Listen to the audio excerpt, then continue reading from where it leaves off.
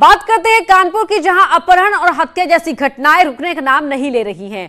कानपुर देहात में 16 जुलाई को अगवा युवक का अब तक कोई सुराग नहीं मिला है। भोगनीपुर थाना क्षेत्र के चौराहे स्थित नेशनल धर्मकांटा से उसे अगवा किया गया था। इसके बाद परिजनों से 20 लाख की फिरौती मांगी गई थी, लेकिन आज तक उसे रिहा नहीं कराया जा सका है। उधर परिवार वालों का हाल बुरा है, वहीं पुलिस के आला अफसर इस मामले में कुछ भी बोलने को तैयार नहीं है। परिवार बेहद गमगीन है, लगातार वो मदद की गुहार लगा रहा है, लेकिन अब तक अगवा युवक का कोई सुराग नहीं मिला है। 16 जुलाई को युवक को किडनैप किया गया था और फिरौती भी मांगी गई थी। परिवार से 20 लाख रुपए की फिरौती मांगी गई थी, लेकिन आज तक उसे रिहा नहीं कराया जा सका है। एक के बाद एक किडनैपिंग के मामले लगातार सामने आ रहे हैं। कानपुर का संजीत यादव अपहरण हत्या केस, जहां अब तक संजीत का शव नहीं मिल पाया है, सर्च ऑपरेशन जारी है। और अब ये एक और मामला सामने आया है, जहां पर 16 जुलाई को युवक किडनैप हुआ था और अब तक उसका कोई अता पता नहीं चल पाया है। बोले बिजनेस मेरे कब्जे में है। हमने कहा कौन बोल रहे तुम? उनके हमने बड़े भाई बोल रहे हैं। बोले बिजनेस मेरे कब्जे में है। बोले पुलिस को सूचना की तो जान से मार देंगे। फिर फ़ोन उन्होंने काट दिया। फिर दोबारा फ़ोन आया तो उन्होंने कहा बोले 5 दिन के अंदर 20 लाख का इंतजाम करेंगे। 5 दिन के अंदर पैसे का इंतजाम कर लो, इसके पहले पुलिस को सूचना नहीं करना, ठीक है? ठीक। पुलिस को सूचना की तो मैं मार दूंगा से, ठीक? ठीक। ऐसा ना कर, हाँ वो हमको अभी हम बता रहे सबको कर गए, वो हम कर लेंगे, ठीक है? ऐसी वो ना करना भाई साहब, ठीक है? वो हम कर लेंगे। 5 दिन बाद फोन करूंगा, ठीक है? 5 दिन तक कोई कॉल नहीं हो सकती है। नहीं, थोड़ा हम तुमसे संपर्क रखेंगे, थोड़ा कर गए तो हम तुमको वो करे रहेंगे। ठीक है, इस नंबर पर मेरा फोन आ जाएगा टाइम से। हेलो। हाँ भाई, 5 दिन के अंदर पैसे का इंतजाम कर लो, इसके पहले पुलिस को सूचना नहीं करना, ठीक है? ठीक। पुलिस को सूचना की तो मैं मार दूंगा से, ठीक? ठीक। ऐसा ना कर, हाँ वो हमको अभी हम बता रहे सबको कर गए, वो हम कर लेंगे, ठीक है? ऐसी वो ना करना भाई साहब, ठीक है? वो हम कर लेंगे। 5 दिन बाद फोन करूंगा, ठीक है? 5 दिन तक कोई कॉल नहीं हो सकती है। नहीं, थोड़ा हम तुमसे संपर्क रखेंगे, थोड़ा कर गए तो हम तुमको वो करे रहेंगे। ठीक है, इस नंबर पर मेरा फोन आ जाएगा टाइम से। ठीक। तो किडनैपिंग हुई थी, ये ऑडियो सामने आया है। हालांकि ऑडियो की पुष्टि न्यूज़ 18 नहीं करता है। 20 लाख की फिरौती मांगी गई थी, सुना आपने ये ऑडियो में, कि 5 दिन में पैसों का इंतजाम कर लेना। ये ऑडियो क्लिप इस पूरे मामले से जुड़ी भी सामने आई है। हालांकि न्यूज़ 18 इस ऑडियो की पुष्टि नहीं करता है। परिवार का रो रो कर बुरा हाल है। लगातार परिवार अपने बेटे के लिए गुहार लगा रहा है, लेकिन 16 जुलाई से किडनैप हुआ जो लड़का है वो अब तक वापस नहीं आया है। और कानपुर से हमारे सहयोगी सौरभ लाइव जुड़ रहे हैं हमारे साथ। सौरभ, कानपुर में ये हो क्या रहा है?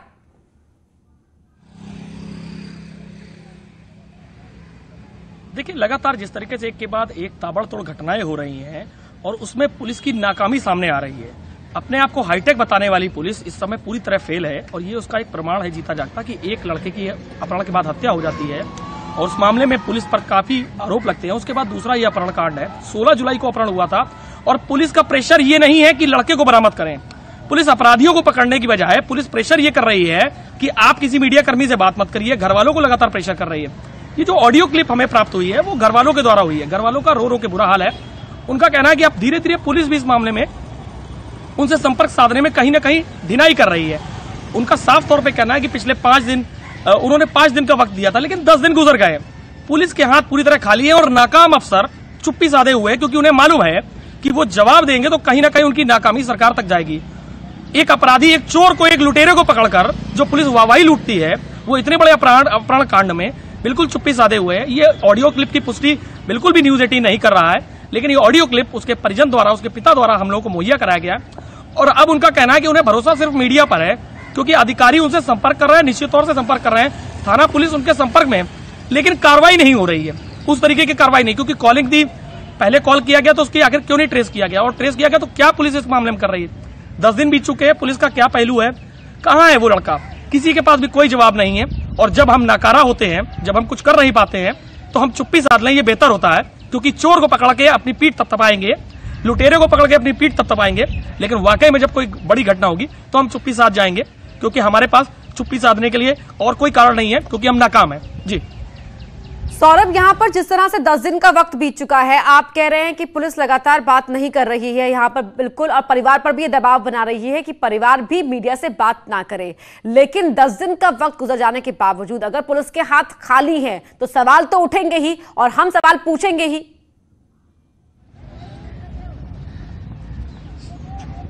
देखिए, निश्चित तौर से लगातार इस पूरे मामले पर हम लगातार अधिकारियों से संपर्क करने की कोशिश कर रहे हैं, लेकिन कोई भी कैमरे पर कुछ बोलने के लिए तैयार नहीं है। हालांकि एक बहुत अच्छा साधन मिल गया है पुलिस को कि अगर अपना गुड वर्क हो तो ट्वीट कर दीजिए बाइट, उसको चैनल उठा लेगा, उसको न्यूज उठा लेगी, लेकिन जब कोई नाकामी की बात होगी तो हम चुप्पी साथ जाएंगे और हम पर कोई प्रेशर नहीं कर सकता है। बिल्कुल वही एक रवैया दिखाई दे रहा है कानपुर देहात में पुलिस का, कि कोई भी आला पुलिस का यही रवैया सवालों में पुलिस को लाने का काम कर रहा है, सवाल उठ रहे हैं और परिवार भी सवाल पूछ रहा है। सौरभ, बहुत शुक्रिया आपका इस पूरी जानकारी के लिए। वहीं कानपुर के बर्रा इलाके में लैब टेक्नीशियन संजीत की हत्या के बाद शव के लिए सर्च ऑपरेशन लगातार जारी है। अब तक कोई कामयाबी नहीं मिली है। आज चौथे दिन पुलिस पांडू नदी में गोताखोरों की मदद से शव की खोजबीन करेगी। पुलिस ने मामले में 5 आरोपियों को गिरफ्तार कर जेल भेज दिया है। इन आरोपियों ने पुलिस को बताया था कि अपहरण करने के 5 दिन बाद ही उन्होंने संजीत की हत्या कर दी थी और शव को पांडू नदी में फेंक दिया था।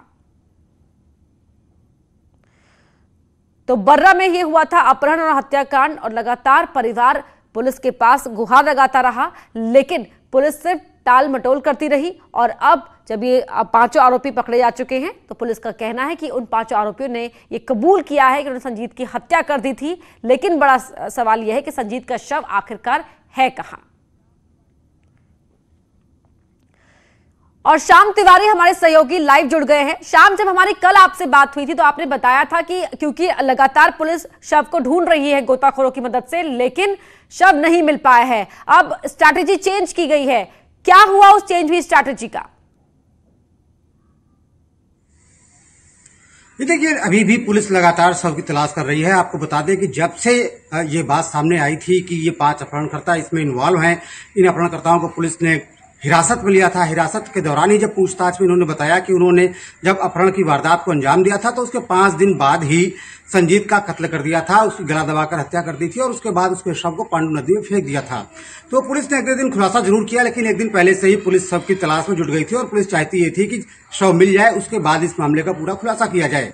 लेकिन शव नहीं मिला। पुलिस ने आनन फानन में खुलासा किया और सबसे बड़ी लापरवाही पुलिस ने यह की कि जो 5 आरोपी थे जिनको गिरफ्तार किया गया था उन्हें पुलिस ने जेल भेज दिया, उनकी कस्टडी रिमांड नहीं ली। इसके बाद लगातार सर्च ऑपरेशन पांडू नदी में चल रहा है और अभी तक शव बरामद नहीं किया जा सका है। पुलिस लगातार गोताखोरों की संख्या बढ़ा रही है, पीएसी की मदद ली जा रही है, तमाम दूसरे जो एक्सपर्ट्स हैं उनकी मदद ली जा रही है और नदी का चप्पा चप्पा खंगाला जा रहा है। यहाँ पर जिस तरह से जहां पर फेंकने की सर्च ऑपरेशन है वो तो चल ही रहा है, लेकिन जिस तरह से पुलिस ने आरोपियों को रिमांड पर नहीं लिया, उनसे सवाल जवाब नहीं किए, ये अपने आप में थोड़ा अलग लगता है, सवाल उठाता है। जी बिल्कुल, जितना संगीन मामला था, 1 महीने तक पुलिस संजीत को बरामद नहीं कर पाई, कोई सुराग पता नहीं कर पाई कि उसका किसने अपहरण किया, संजीत कहाँ है, संजीत के साथ क्या हुआ। और इस दौरान जिस तरीके से पुलिस वालों ने परिवार वालों से अभद्रता की, जब भी वो शिकायत लेकर के थाने गए उनके साथ अभद्रता की गई, एसपी साउथ के पास गए उनके साथ अभद्रता की गई और उनसे कहा गया कि हथेली में सरसों नहीं उगता है, आप थोड़ा इंतजार कीजिए। इसके अलावा पुलिस की भद्द तब पिटी जब पुलिस ने पीड़ित परिवार से फिरौती की रकम भी दिला दी और अपहरणकर्ताओं का कोई सुराग नहीं लगा पाई। लगातार पुलिस की किरकिरी इस मामले में जाहिर तौर पर इस पूरे मामले को लेकर पुलिस ने भले ही 5 आरोपियों को गिरफ्तार कर अपनी पीठ थपथपाने का काम किया हो, लेकिन अभी भी कई ऐसे सवाल हैं जिनके जवाब नहीं मिल पाए हैं और जो पुलिस की कार्यशैली पर सवाल खड़े कर रहे हैं। बहुत शुक्रिया आपका शाम इस पूरी जानकारी के लिए। और अगली बड़ी खबर मेरठ से आपको बता दें, जहां सौतेले भाई की किडनैपिंग के बाद हत्या कर दी गई, पड़ोसी के साथ मिलकर चाकू से गोदकर हत्या की गई। हत्या के बाद शव को खेत में फेंक दिया गया। पिता के दूसरे निकाह से नाराज बेटे की करतूत सामने आई है, जहां हत्या के आरोपी समीर और शाहरुख को गिरफ्तार कर लिया गया है। थाना लिसाड़ी गेट क्षेत्र का यह मामला है। और निखिल हमारे सहयोगी जुड़ गए। निखिल, क्या जानकारी है? जब मां ने गुहार लगाई कि उसका बेटा कल से लौटा नहीं है तो पुलिस ने उसमें अपहरण का मुकदमा दर्ज किया और जिसके बाद जब छानबीन की गई, तलाश की गई तो पता चला कि इसमें उसी का ही सौतीला भाई इन्वॉल्व था इस मर्डर में।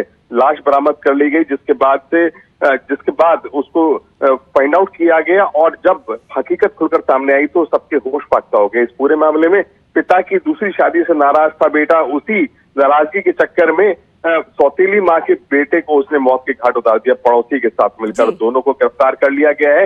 ये मामला लिसाड़ी गेट थाना क्षेत्र का है, जिसके बाद उन्होंने शव को ठिकाने लगाने के लिए खेत में फेंक दिया था। खेत से शव रिकवर पुलिस ने कर लिया है और इस पूरे मामले में मतलब महज 24 घंटे में पुलिस ने इस पूरे हत्याकांड का खुलासा कर दिया। निखिल, बहुत शुक्रिया आपका जानकारी के लिए। और बड़ी खबर आपको बता दें रामपुर से, जहां फायरिंग में एक की मौत हो गई है। दो पक्षों में जबरदस्त फायरिंग में एक की मौत हो गई है। फायरिंग में 2 लोग जख्मी हुए हैं। इलाज के दौरान प्रधान के बेटे की मौत हो गई। दूसरे पक्ष से भी एक व्यक्ति जख्मी हुआ है। गांव में भारी पुलिस फोर्स तैनात कर दिया गया है। थाना पटवाई की दलपुरा गांव की घटना है। तस्वीरें आप देख सकते हैं। प्रधान के बेटे की मौत हो गई है। फायरिंग में 2 पक्षों के बीच जबरदस्त फायरिंग हुई थी, जिसमें प्रधान के बेटे की मौत हो गई है। दूसरे पक्ष से भी एक शख्स जख्मी हुआ है। गांव में भारी पुलिस बल को तैनात कर दिया गया है। तनाव बना हुआ है। अभी भी रामपुर की खबर है, जहां 2 पक्षों के बीच जबरदस्त फायरिंग हुई है।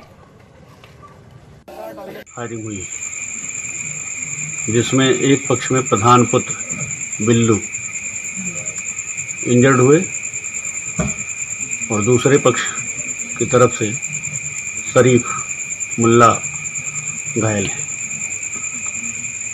बिल्लू प्रधान को उपचार के लिए मुरादाबाद के कासमास अस्पताल ले जाया गया, जहां उनकी मृत्यु हो गई। विशाल हमारे सहयोगी फोन लाइन पर जुड़ गए। विशाल, यहाँ पर हुआ क्या था? विवाद किस बात का था? देखिए, मैं आपको बताना चाहूंगा, ये थाना पटवाई के दलपुरा गांव की घटना है, जहां ये जो मौजूदा ग्राम प्रधान है, उनका बेटा और दूसरा पक्ष, इन दोनों में आपसी विवाद में लेकर के ये फायरिंग हुई थी। और बाद इनकी पहले कहा सुनी हुई थी, उसके बाद दोनों ही तरफ से जो थे फायरिंग हुई। फायरिंग में जो ग्राम प्रधान है उसके पुत्र को गोली लगी है, दूसरी तरफ से एक शरीफ है उनको व्यक्ति को गोली लगी है। जो प्रधान पुत्र है उसकी हालत गंभीर थी, जिसको मुरादाबाद के कॉस्मोस अस्पताल ले जाया गया, जहां उसकी मौत हो गई।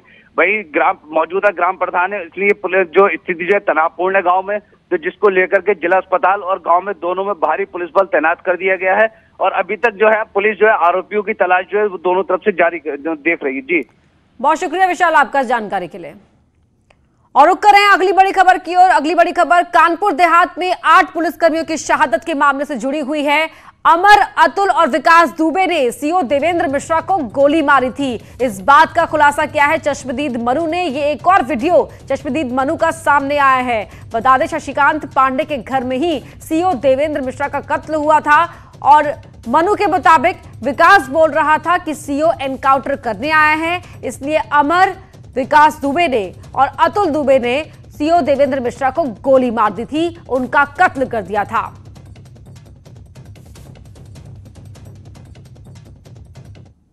में तो अमर को देखा था हमने, और ये जो उन्होंने कहा था कि वो बेटा हुआ है, ये जो क्या अतुल थे उनने कहा था, और विकास दुबे ने तो खुद गोली मारी थी और ये भी बोला कि एनकाउंटर करने आया।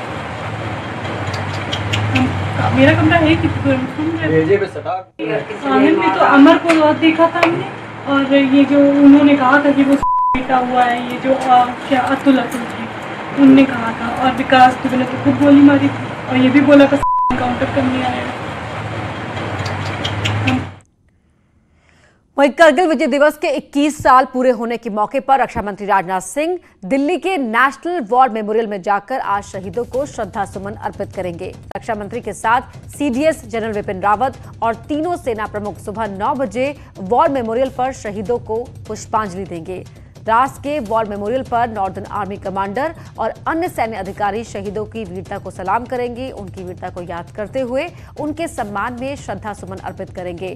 करगिल युद्ध लगभग 60 दिनों तक चला था और 26 जुलाई को ही उसका अंत हुआ था और इस युद्ध में भारतीय सेना ने जीत हासिल की थी।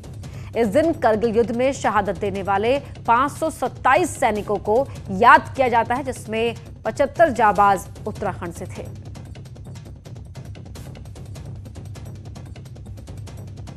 तो आज सुबह 9 बजे रक्षा मंत्री Rajnath Singh national war memorial जाएंगे। उन्होंने ट्वीट किया, करगिल विजय की 21वीं वर्षगांठ पर भारतीय सशस्त्र बलों के बहादुर सैनिकों को सलाम,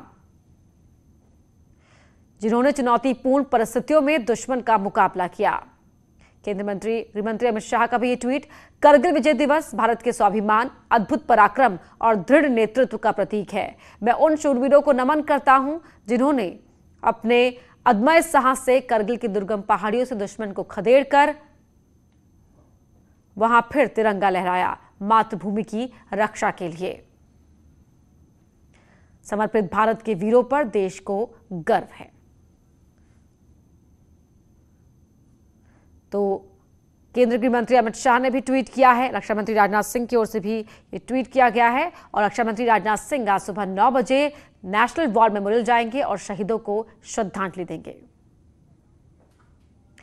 और रुक रहे हैं एक और बड़ी खबर की ओर। बड़ी खबर आपको बता दें, विकास दुबे की संपत्तियों की जांच की जाएगी। कानपुर में हिस्ट्री शीटर विकास दुबे की संपत्तियों की जांच हो रही है। खजांची जय वाजपेयी की भी संपत्ति की जांच की जा रही है। दूसरे जनपदों की संपत्तियों की जांच की जा रही है। एसआईटी ने 56 लोगों की लिस्ट भेजकर मांगा है ब्यौरा। सूत्रों के हवाले से खबर है।